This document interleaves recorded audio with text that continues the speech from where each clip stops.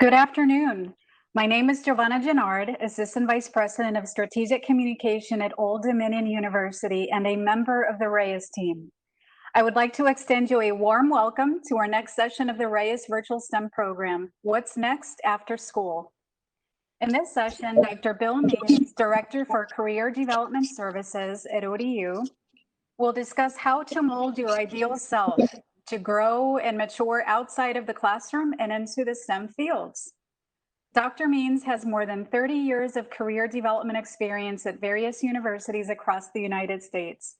He leads a career team that is made up of 23 professionals. Every academic college at ODU includes a member of the career team. Dr. Means' passion is helping students, and today he will provide a wealth of tips and knowledge on how you can turn your practical experience and internships into a successful career in STEM. Please join me in welcoming Dr. Means.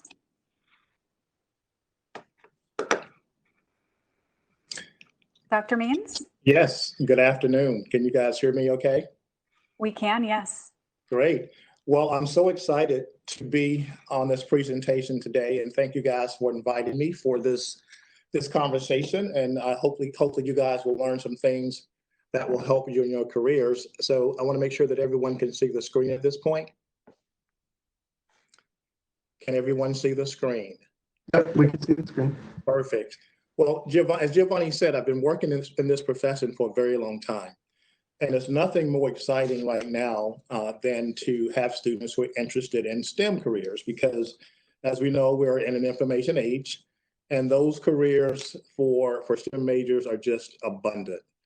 And so today I want to spend some time sort of discussing what some of those opportunities are, and maybe how you as students, high school students, college students can prepare for these opportunities.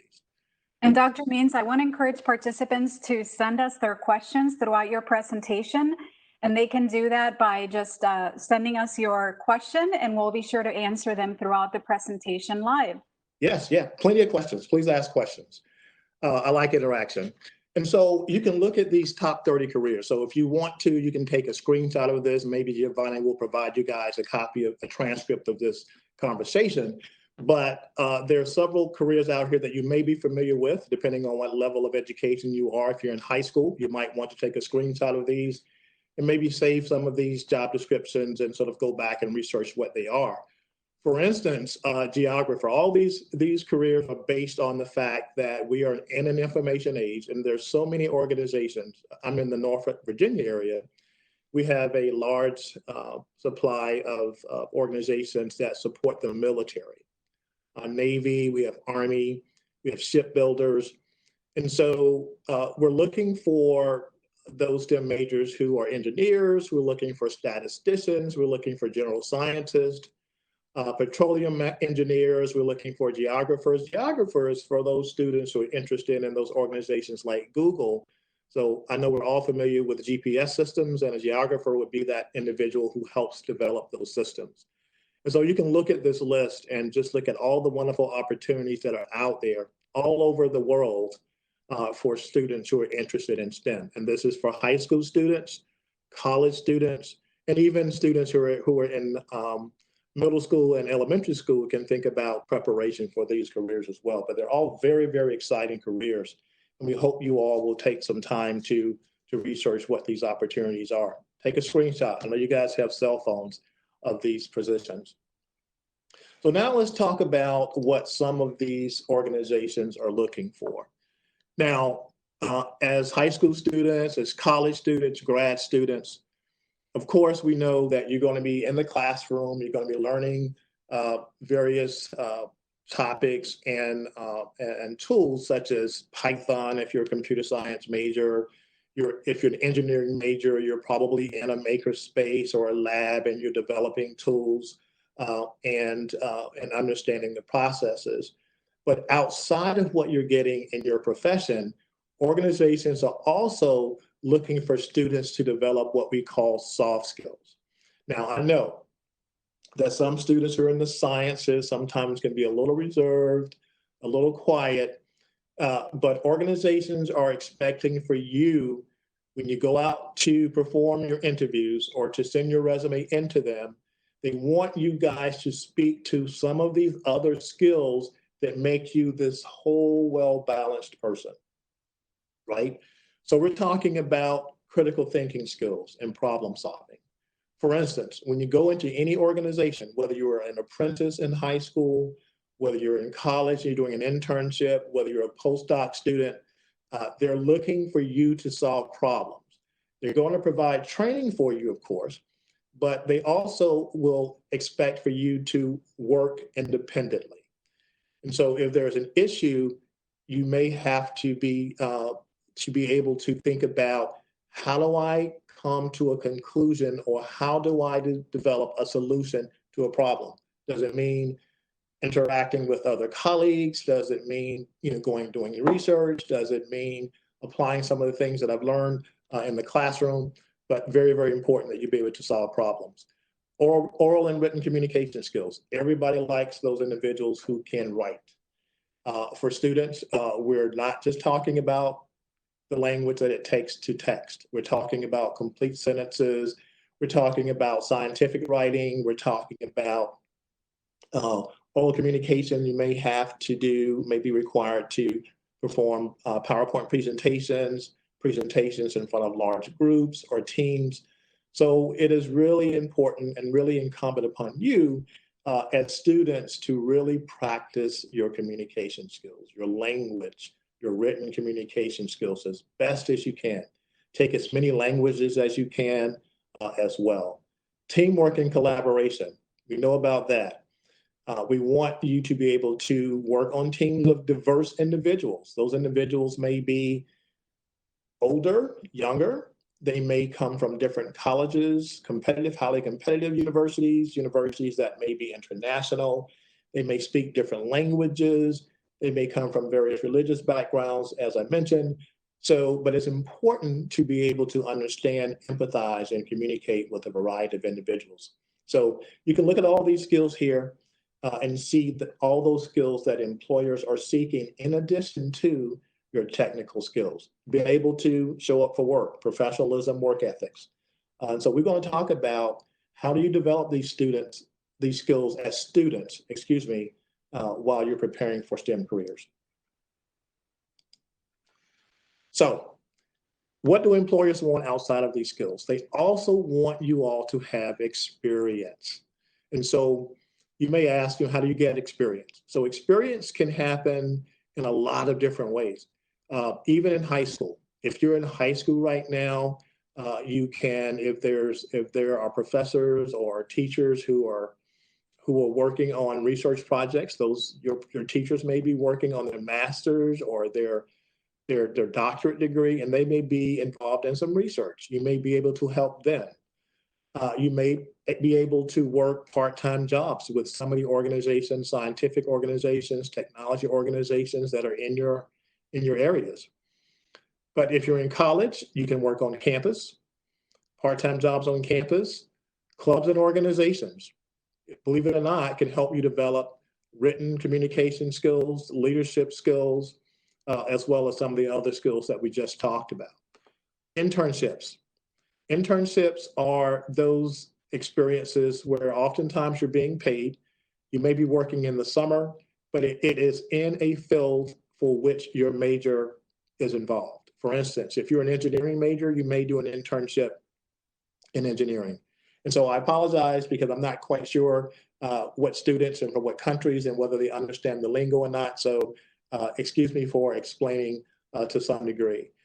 Service learning. Service learning is volunteering. So if you want to volunteer in a profession that you intend to work, you can do that as well. As a matter of fact, employers really respect individuals who volunteer and work and not be paid for that. Students can go abroad. You can go abroad and study abroad while you're there. And I think that's a really good way to understand those global fluencies and develop those fluencies, how to work with others, how to understand other cultures and values. Maker labs are those labs that typically are in college where they are for the engineering and the scientific majors as well. Clubs and organizations, I mentioned those. If you have, for instance, at Old Dominion University, we have a Center for Entrepreneurship. And so if you're interested in starting your own business, you might want to shadow someone who owns their own business and get those experiences and start your own business while you're in college. It may be in e-commerce, it may be something that you have developed a patent for and would like to become an entrepreneur. Clinicals, if you are a healthcare majors, oftentimes healthcare falls in STEM, but these may be built into your curriculum. Student teaching, if you're a teacher, if you want to teach science in high school, practicum, for some majors, students are required to do practicum. They're very similar to internships as well. Or you may just want to observe someone. You may want to go out and observe someone, conduct an informational interview with someone who is in your profession. That is a really good way to network and maybe get some experience in your field. But we need experience to build our resumes. So think about that. Think about that as a high school student. Think about that as a college student, and you should always, always, always be thinking about what experience that I have now is going to help build my resume and add value to my experience. So think about those things as you're going forward. All right, so I'm going to give you an example of ODU. These are some examples of some work study programs that happen at our university, and if you're attending a university in the United States, then there may be very similar opportunities for you. For instance, the LEAP program that is particular to our students and our state students, but federal work study may be a program that you can participate in if you are a citizen of the United States. But there may be other, and for international students, you may want to think about the OPT training that you can get while you're an international student studying in the United States. So those opportunities for OPT might be off campus, but another good way to get experience for you. But you may also be able to work on campus in some other capacity outside of federal work study. So some departments hire students. We have undergraduate research, and we oftentimes pay those students through federal work study as well. So undergraduate research is a really good way for you to get your experience in your profession while you're on campus, particularly for STEM majors, undergraduate research. Okay, so Giovanni, let me know how I'm doing on time. This is how you locate opportunities. I've talked about all of those opportunities that you can get involved as a student, but it's really about you getting out there and meeting people.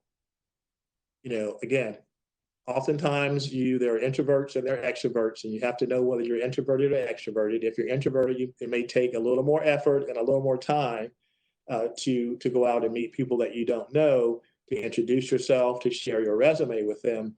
But networking is extremely important. If you're going to be on the college campus, the high school campus, if you're in a doctoral program, it's really incumbent upon you to figure out which professors or teachers on your campus are conducting research. Talk with them. Find out what research they're doing. If you're not interested in that, tell them what kind of things you are interested in, and they may have colleagues who are conducting research that you may have an interest.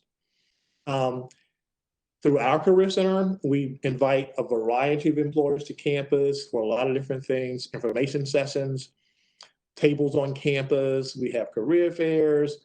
Of course, through our division, there's a big fair for all the clubs and organizations that you can get involved. Again, a way for you to network and a way for you to develop those skills, those soft skills that employers are seeking.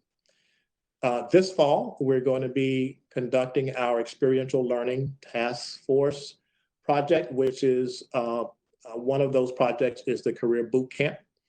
The Career Boot Camp will be a way for incoming freshmen at ODU to learn from all of those departments that place and hire students in these experiential learning opportunities, such as undergraduate research, internships, leadership, student organization, service learning.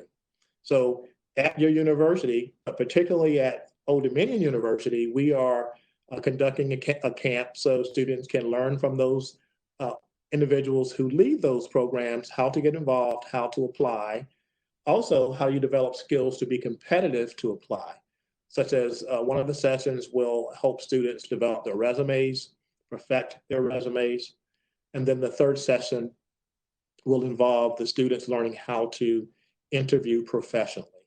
It's really important for students to have very strong, very solid resumes. So regardless of what university you attend, make sure you have your resume done and looked over by that Career Center, because it's a very important marketing tool. So when you're meeting and you're networking, you have this tool that you can now hand to that potential employer or organization on campus for which you would like to be involved. So that last session will be on interviewing skills. Again, meet with your professors right there on campus, meet with your teachers, in high school, find out where the research is, find out where the opportunities are for you to work and get that experience in your major. Honors College, we have that on campus. Many colleges will have an honors college. This is for students who have a very high GPA, who want to take honors courses while they're in school, enroll in those courses, complete those courses. Oftentimes there are research symposium that students can participate in. We do at Old Dominion University for those students who are in the honors college who are conducting undergraduate research, attend conferences, really good ways for you to network and meet employers so that you can develop your skills, one, but also get those experiences to build your resumes, right? So at Old Dominion, we have to practice your interviewing because that's so important. We have a virtual artificial intelligence software called Quincia, where students can practice their interviewing skills virtually. Career fairs. Almost every college will have a career fair of some sort. This is the best way to learn about what organizations have to offer, even as a freshman coming in. You can learn about what these organizations have to offer, as well as apply for opportunities, experiential learning, research, internships, co-ops that these organizations have.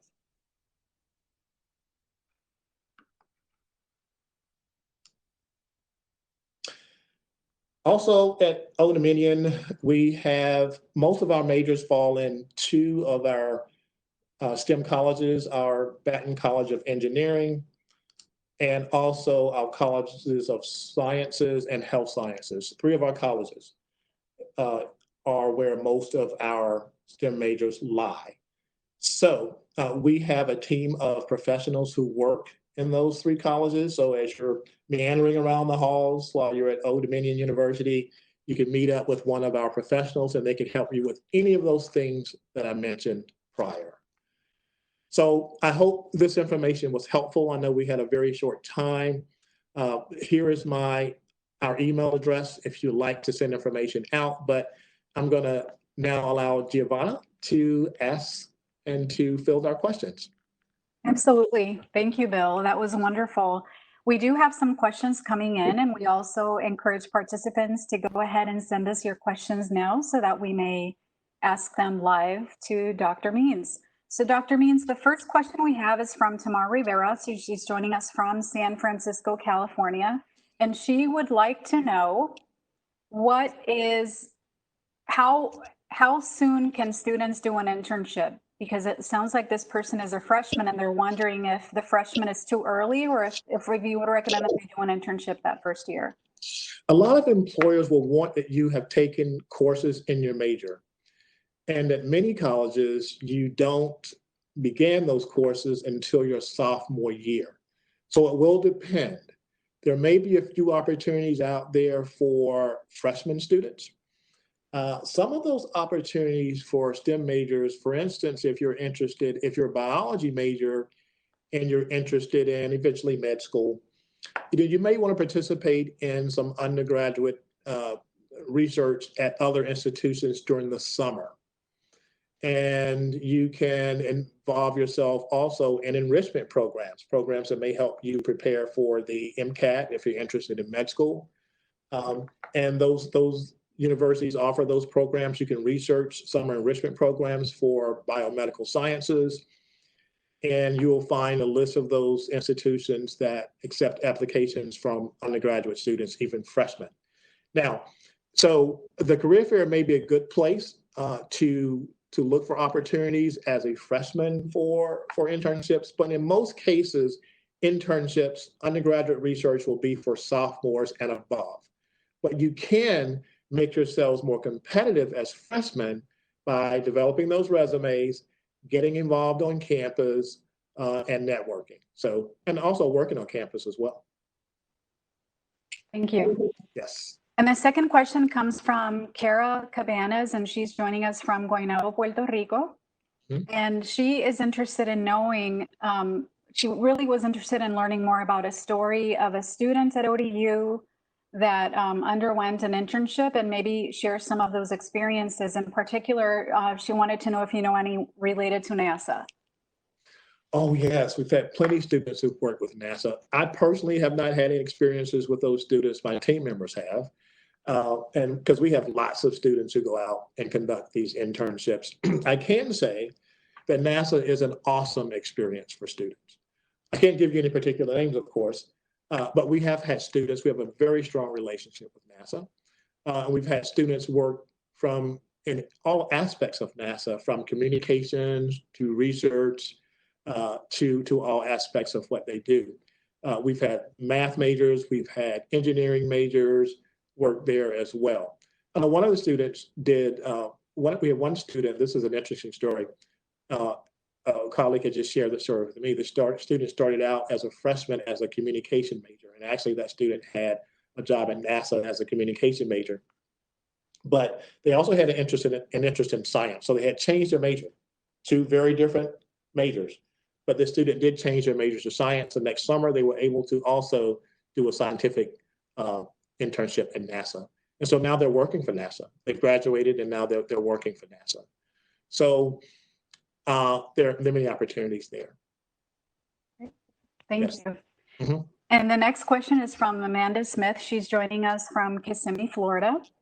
And her question is related to graduate school. The person wanted to know how they can prepare for graduate school to make a stronger candidate for entrance. Yes, if you're a STEM major and interested in graduate school, undergraduate research is going to be paramount. Because most likely if you're going to graduate school, you're going to be involved in research there as well. Being involved in undergraduate research allows you to, one, have more interesting things to speak of in your personal statement. Also, it allows you to use the lingo while you're having your interview for graduate school. And it shows the graduate school, particularly if your grades are high and you've also been involved in undergraduate research or something related to your field, that you can manage both of those tasks simultaneously. It's important to know now, so I will begin as an undergraduate student, freshman, sophomore, to understand what the admissions requirements are for that institution. Will they require that you take the GRE? Will they require that you take the subject matter for your major to be admitted? Say, for instance, if you are a chemistry major, are they going to require that you take the subject matter on the GRE for chemistry? So understand what those requirements are. Also understand whether your institution is a highly competitive institution for which you apply or one that is less competitive. A highly competitive institution will require a higher standardized test score. So for instance, if you are applying to Stanford, you may want to see what the average admission procedures are and what the average admitted score is for Stanford. So sort of go in equipped with what the admissions requirements are for these institutions, and also begin to get involved in undergraduate research as well. And these experiences that will help build your resume. Your resume is also going to be required as a part of your admissions application process as well. So build your resume, get those experiences, and understand what the admissions requirements are, and keep your grades up, particularly in your major. 3.0 or higher is a requirement. Hope that helps. Yes. Very helpful, Dr. Means. Thank you. The next question is from Angelica Vargas, and she's joining us from Baja California in Mexico. And her question is related to companies. The person would like to know, how can they prepare to work, let's say at Google, what are some of the qualities that employers are looking for in students? We were so excited to have Google on our campus this past semester. It was extremely rewarding for us. We had over 500 students who participated in that day. Google wants students, if you are a computer science major, it's going to be incumbent upon you to participate in the capture the flag events, coding events. Google is also interested in how you have taught yourself various software skills. So, for instance, if you are a student and you have not taken a Python course in your life, Python is critical. So you can teach yourself how to code in Python. So coding camps, capture the flag events, all these things, all these extraneous events are really important for students to be involved. They want to see that you are hands-on, techie, you're inquisitive, and that you've had these experiences as well. Even as a high school student, during summer camps, you may have participated in maybe even a Lego event. But make sure that you have those events on your resume and that you seek these opportunities, again, such as capture the flag, outside of your curriculum to build your resume. Yes. That's terrific. And a great reminder for our REYES participants is that we actually offer such a course. We have an 8-week program that teaches REYES participants how to code in Python. It's free of charge. And since the class is almost over, I just want to remind you that even if you started joining us today, all of our sessions are available on video, which means that you can comb through our videos and you can follow along and teach yourself how to code in Python. Excellent. So it's a great skill set. Yes. And then the next question comes from Anna Blanche. She's joining us from Colorado, and she would like to know, why is it so important to practice for an interview? Wow. There are two basic tools that are required in the application process for professional opportunities, and that is the resume. The purpose of the resume is to get you the interview. So it's really important. Oftentimes your resume will precede you. So it's all they see. They don't know who you are. They don't know how great you are, but they see the resume. So it's really important to have that resume on point, really, really looked at overwhelmed by professionals, career centers, et cetera. Now, the next step is the interview. So if the purpose of the resume is to get you the purpose of the interview is to get you the job. So you can't I know a lot of students will interview on campus, and a lot of those interviews are very simple questions. But oftentimes the stakes are much higher for professional internships. Some internships are paying students upwards of $1,000 per week. And so the competition is great. And so those individuals who are interviewing are often very skilled as well. For instance, behavioral-based interviews are very, very important. There are many types of interviews. There are technical interviews for STEM majors where you're having to participate in simulations and to answer hypothetical questions about how you would solve a problem using your technical expertise. But also there are behavior-based questions where these employers are looking to determine if you have used skills that are needed for the job. For instance, if a skill is Python and programming, they may ask you a question around, tell me about a time when you had to create a program for a project using Python. How did you develop it? How did you solve the problem? And how did that turn out? That is a behavior-based question. And the technique to answer that question is what we call the STAR technique. You give the recruiter a specific situation, a task, an action, and the results, right? And so that tells them a story from the beginning, what my issue was, what I did to solve the problem, and how it turned out, right? So you're convincing the recruiter that you have that skill and you have used that skill. But those employers who are really good at interviewing will look for those parts in your answer. So if you're not familiar with those answers, for instance, how to answer those questions, for instance, then you're not going to come across as competitive during the interview. So it's really important to sit down with a professional once you attend college and understand all of the tricks, all of the shortcuts, and how to answer the question properly. Most students will not understand that all the answers should be tailored towards the job description for which they are applying.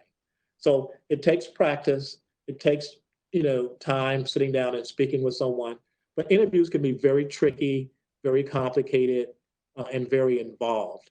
I've seen individuals go into interviews and they last all day long.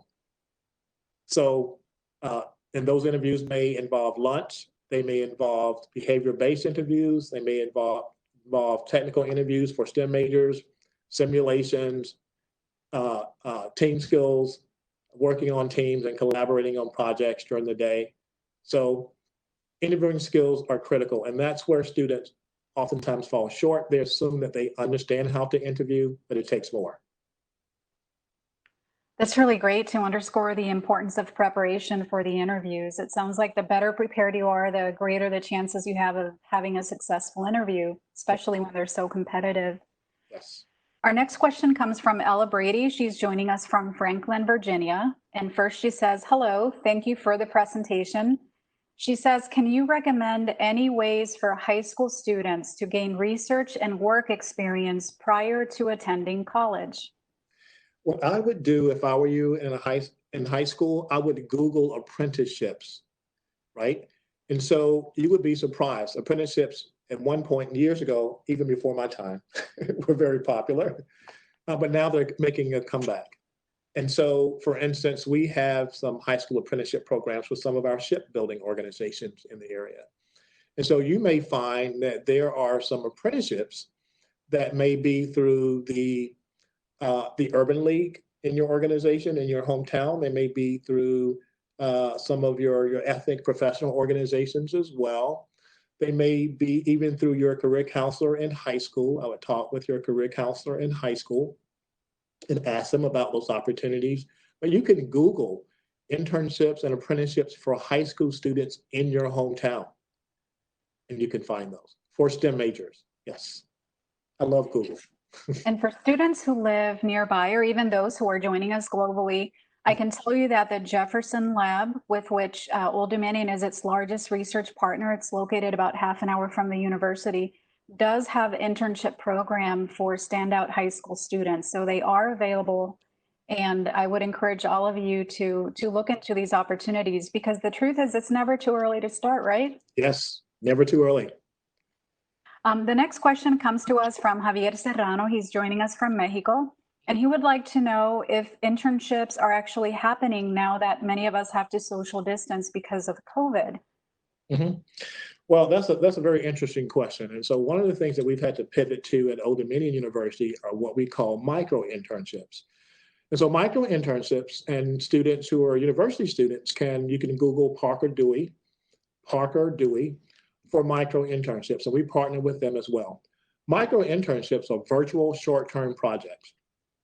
And oftentimes now, I can't say that all internships or all experiences will lend themselves to virtual opportunities, but there are some opportunities even for STEM majors that you can do remotely. And although you can't do them for a standard 10-week, 8-week internship during the summer because of COVID, there are some very small short-term projects such as 2-day projects, week-long, 2-week projects that you can do virtually. And so I would encourage each of you guys to Google micro internships as well. You can also approach organizations for which you have an interest that fit your professional interest as well, and ask them if they have remote virtual opportunities for students. And so a lot of organizations are learning to work virtually as well. And so they're having to create opportunities for their employees as well as for interns virtually. Thank you. Mm-hmm. And then the next question is from Jonathan White from Virginia Beach. And he would like to know, he would like for you to explain a little bit more about what the career fairs are like and what opportunities are for students, and how early do you recommend they attend? I recommend that freshmen attend career fairs. Although, as I mentioned before, a lot of the internships aren't available for freshmen, but you can begin to make those connections with those employers. You can learn which opportunities they have, what the requirements are, what the GPA requirements are. You can also learn what those interns will do at those organizations, and that will help you prepare as a freshman for your subsequent year. Most career fairs are set up. Now, we are moving also because of COVID to virtual internship fairs and virtual career fairs as well. Now, what that means is that the employers will post their opportunities on a platform. We're using No Careers, that's KNOW Careers for our platform. And organizations will post their opportunities. They will post the requirements for those opportunities. Students can upload their resumes, create profiles, and interact with those employers virtually during a specific or specified time. Also, for career fairs that are in person, they're typically in a gymnasium. There are tables, there are employers behind the tables. The students will walk up, introduce themselves, share their resumes, introduce themselves using a 60-second commercial. If you don't know what those are, please Google those as well. But it's a way for you to communicate to the potential employer what your skills are, what you're interested in doing, and why this particular organization is of interest to you. So hopefully, in preparation for career fairs, you will get a list of which organizations are participating, as well as what opportunities they have available. So when you approach those organizations, you can say, Mr. and Mrs. Recruiter, my name is Bill Means. I am an engineering major, and I understand that you guys are seeking civil engineering majors for co-ops or interns for the summer of 2021. And so that's very impressive to the employer because you've done your research. You can introduce who you are and tell them specifically what you're interested in. You may also want to talk about your skills during that 60-second introduction as well. So that's what career fairs are. It's really just a way to meet employers, understand who they are, what they have, and to inquire and apply for their opportunities. Yes. Thank you. The next question comes to us from Christopher Brown from Santa Barbara, California. And he would like for you to share best practices for participating in one of the college fairs or interviews via Zoom. Via Zoom. So one of the things you want to do is to make sure that your technology works and you have a strong internet connection. I know we can take that for granted oftentimes, but that's very important for a Zoom call. Also understand the protocol for the Zoom call. Is it going to be such that you can interact with the employer, or is it going to be that you can only submit questions via a chat? Will there be breakout rooms for the employer? So understand the format for the Zoom meeting. But also, it's important for you guys to know the most important thing is to understand, just as it is for an in-person career fair, is to understand who's going to participate, understand which employers, what opportunities they're going to have, so you can approach those organizations and inquire about those opportunities as well. Because, for instance, at ODU, we have 125 organizations. At our fall career fair, 125 organizations at our spring career fair. We have over 600, between 600 to 1,000 students that participate. It's massive. So it could be overwhelming to go into our arena and see all these organizations, and you may not have that time. So it's important for students to understand and target, and that's why it's important to know who's going to participate, which ones you want to participate, which ones you want to visit, so you can maximize your time. Yes. Great. Yes. All right, and we just have time for a few more questions. So for those of you that are joining us live, please go ahead and submit your final questions for Dr. Means. The next question comes from Nathan Johnson. He's from right here in Norfolk. He says he hasn't had a job yet in high school and wondered how he can begin to build his resume while in college. I know you mentioned that there are some student organizations and you talked about volunteer opportunities. Can you give us some examples of what that is and how students can begin to build a resume even when they have not yet been employed? Now, for employers, there is something called transferable skills. And that is, for instance, if you've babysat someone, there are skills that can be transferred to any employer, such as supervision, such as organizing, such as delegating tasks, right? Such as organizing recreational activities for kids. Those are transferable skills that you may use in any organization, right?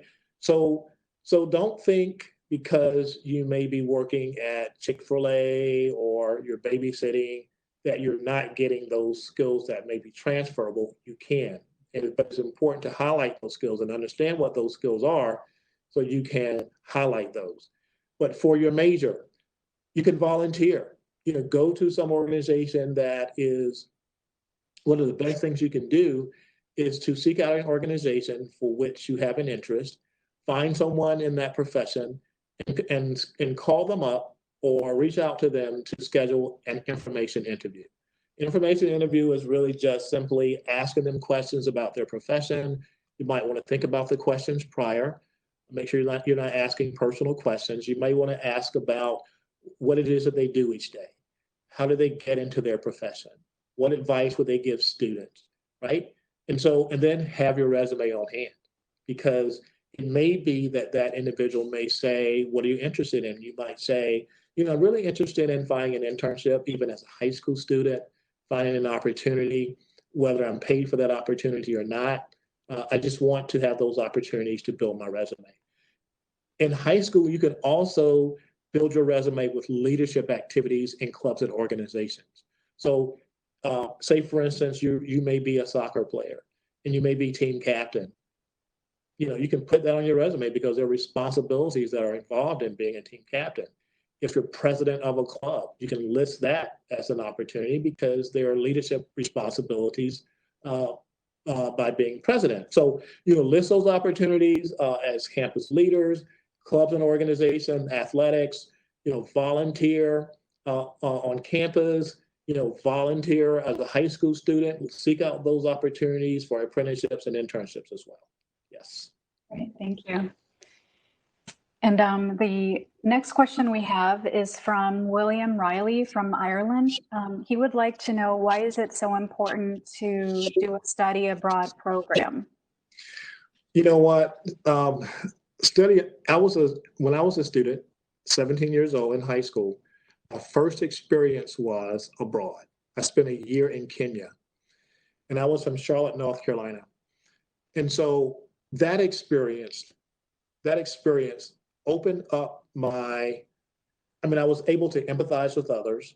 I was able to respect differences. I looked more for cause and effect, why things happen, why certain groups do certain things. There's always a reason for that. And so it made me more tolerant of others, as well as I was able to learn a different language. So I think it also made me more adaptable to new situations. And so that's appropriate for a work environment because it helps you mature. And so when you go into the work environment, and we talked about those skills, those NACE skills, such as, global fluency, communication skills, you pick up those skills by studying abroad. You learn how to adapt. You learn how to do without. You learn how to be resourceful. You learn how to communicate. So all those things are transferable skills that the employer is seeking just by studying abroad. So very important experience. And to add to that, employers really are looking for employees who are able to work with others that are different than them, who are able to be creative and look for other solutions. And I think learning about another culture really gives you that edge. It does. It does. Very important. Thank you. Yeah. And then the last question we have today is from Cameron Daniels, and he is from Chesapeake, Virginia. And he is interested in learning more about how they can polish their speaking skills, because they are introverted and they're not really comfortable and get really nervous in front of others. So how do they take advantage of college to polish their presentation and speaking skills? You guys have some great questions. I really appreciate the questions as well. So if that's any indication, you guys are going to be highly successful just by the questions that you ask. So I encourage students, if you're not familiar with Toastmasters, you may want to research Toastmasters. I'm not sure whether Toastmasters is an international organization, but I know it's here in the United States. Toastmasters is an organization, oftentimes there are collegiate chapters as well, where students can learn impromptu speaking, they can learn prepared speaking, but it's just practicing. But I would seek out a Toastmasters club. Also, by getting involved on campus in organizations and seeking those leadership opportunities, it will force you to speak. Also, work with your career counselors as well. But the more involved you are on campus and the more involved you are with different organizations and different people, your communication skills will polish. And make sure that you're hanging out with students who have strong communication skills as well. That's right. You can come and hang with me, right? I do communications. Yes. Expert, yes. Well, that is all the time we have today for questions. And we do appreciate you joining our session today. Dr. Means, thank you for the wealth of information and tips that you have shared with us. We hope that it has been of help to all of you who are joining us from all corners of the world. Yes. So we look forward to you joining us back here tomorrow, and we will see each other soon. Thanks again, everyone. Have a great day.